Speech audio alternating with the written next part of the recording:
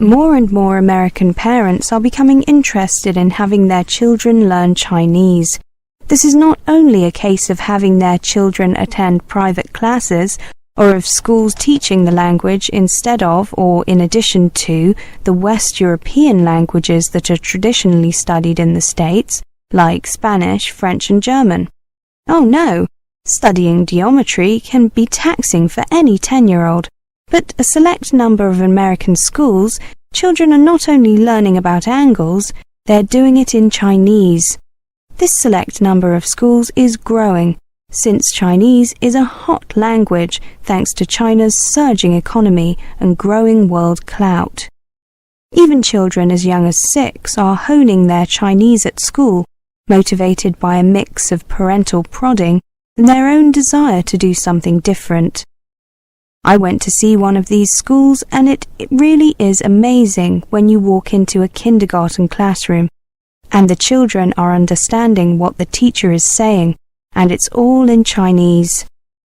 Half of the time the kids aren't even aware that the teacher is speaking a different language.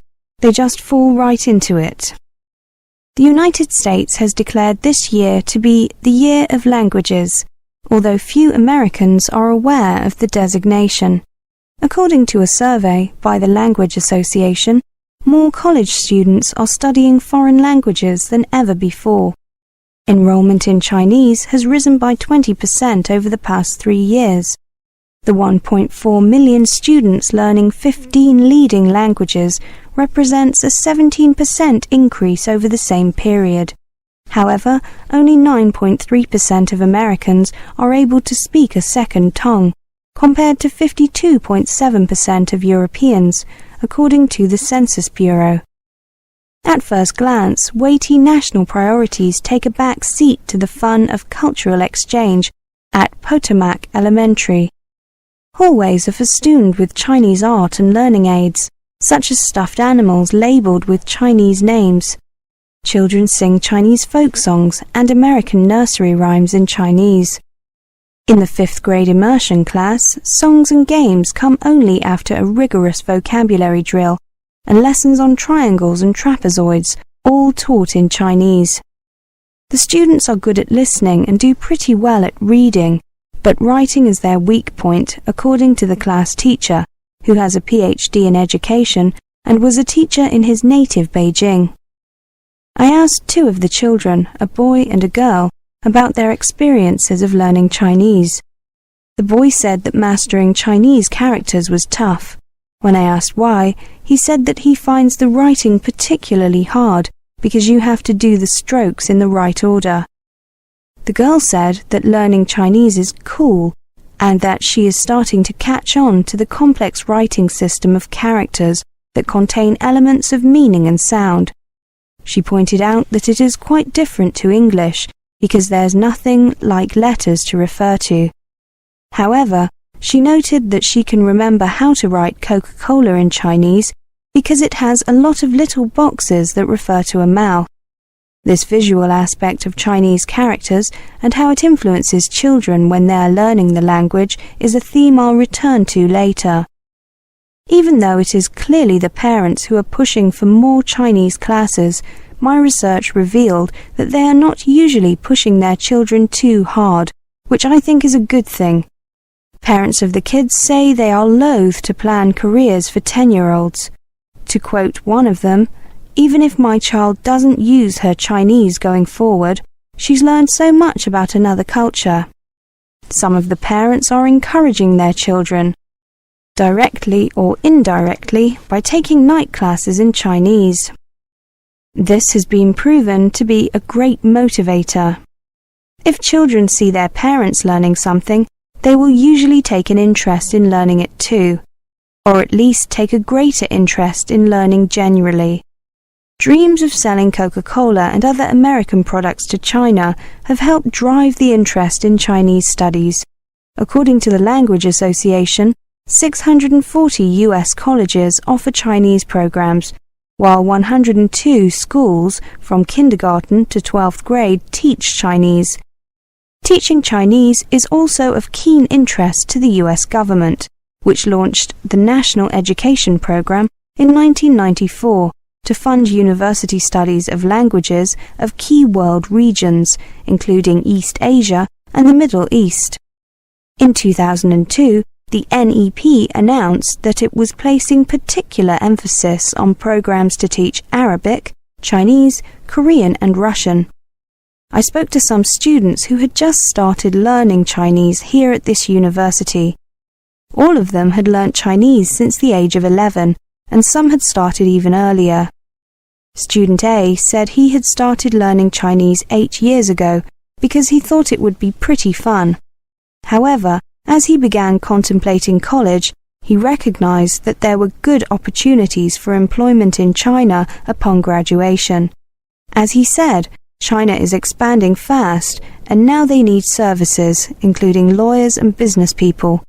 Student B said that she wants to follow her father and start her own business and have an office in China. Student C said that he thought his studies would bring national gain as well as personal achievement. To quote him, "When a lot of kids like us grow up and hopefully are able to speak Chinese and get a job with businesses who are trading and doing business with China, it will be a big leap for our country."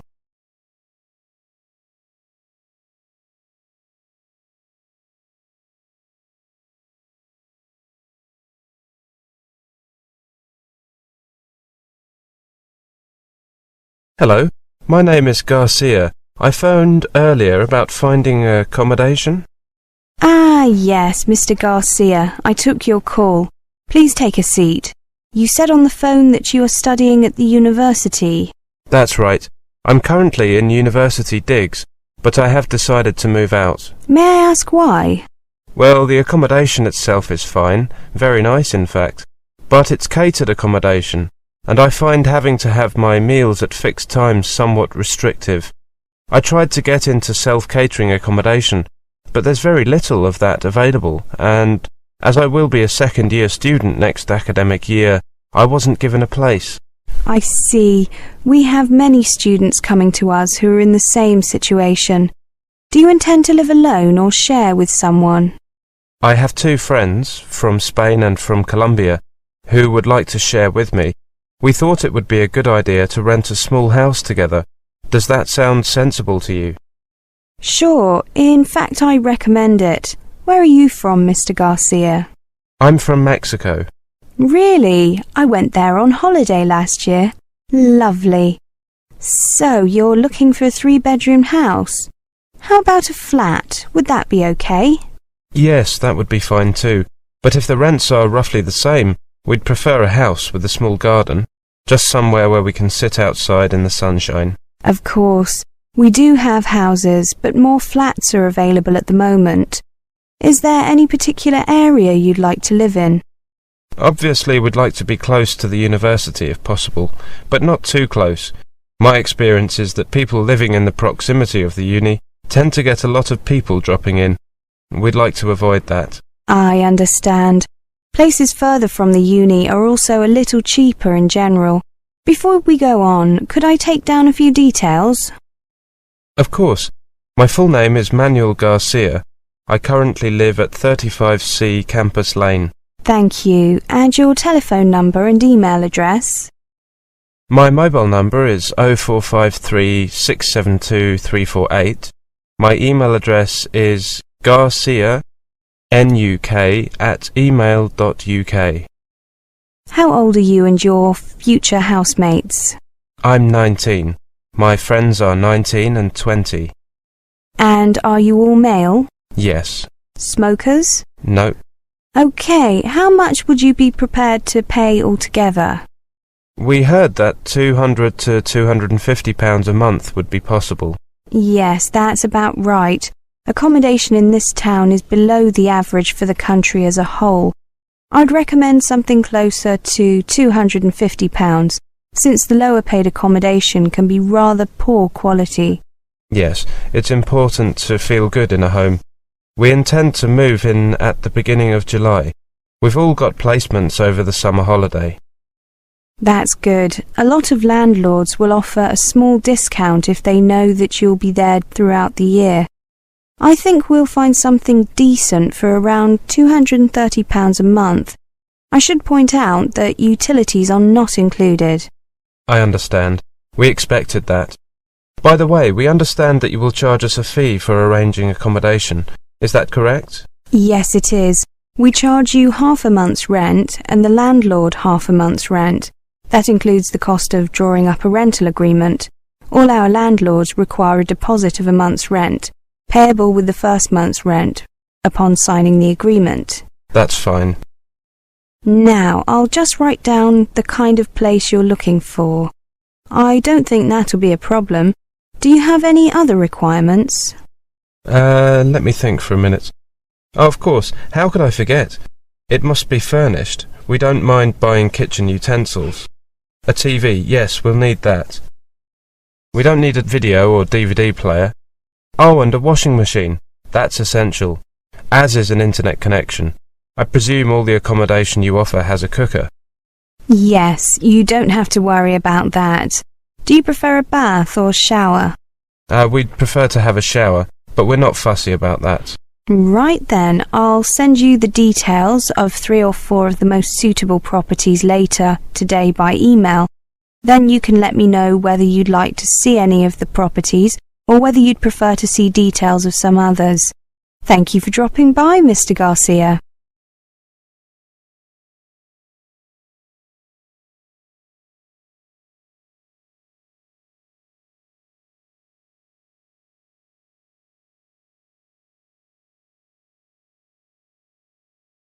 What was your holiday location and how did you hear about it?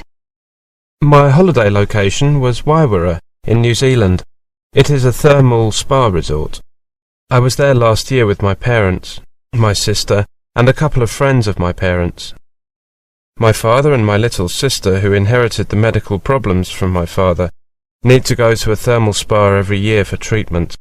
They used to go to the Polynesian spa in Rotorua, another famous resort in New Zealand, but last year they decided that they fancied a change.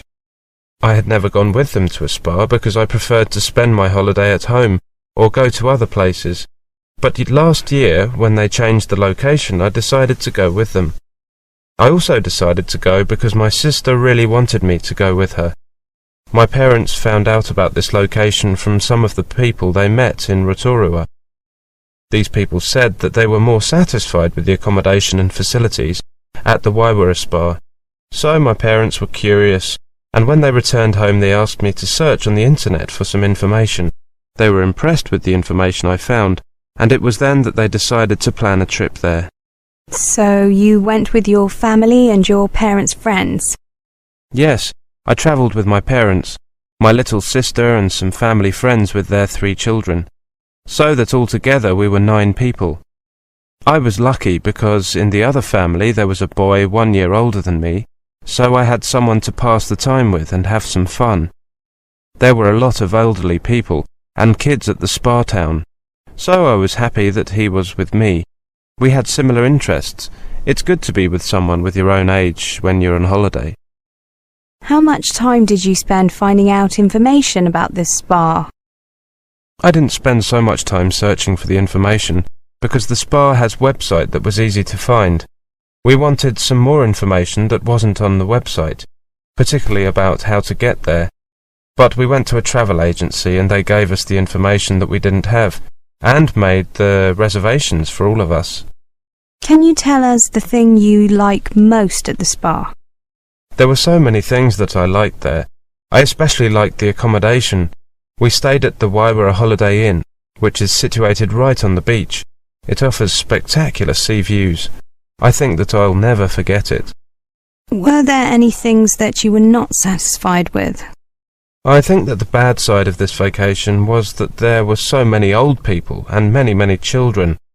Luckily there were some play areas for children, and they stayed there most of the time. How was your room?